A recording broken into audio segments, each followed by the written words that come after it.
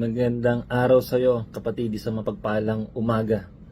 Napag-iisip ka ba minsan kung ilang beses kang dapat magpatawad sa iyong kapatid, not just biologically, but also spiritually?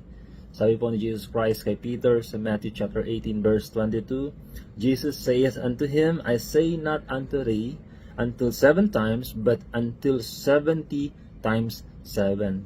So 7, sa loob ng isang linggo meron tayong 7 days, at sa isang araw 70.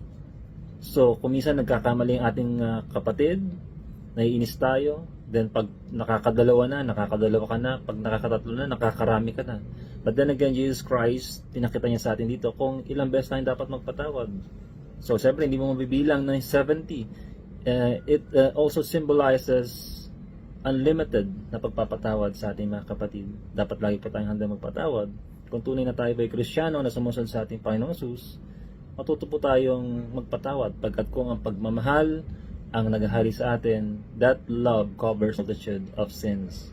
Maging yung sins ng ating kapatid laban sa atin. Ano lang tayo? Namin Diyos, salamat po sa pag-apapaalala sa amin na dapat po kami laging handang magpatawad. Pagkat ikaw na aming guro, master, ay pinatawag po kaming iyong mga servant. Sino po kami upang hindi magpatawad sa kapwa namin servant? Maraming pong salamat, Lord, sa patuloy na pag-ibig mo at pag-iingat mo sa amin at sa pagpapaunawa sa amin ng iyong banal na salita. Sa iyong papuri, pasasalamat at pagsamba. In Jesus' mighty name we pray.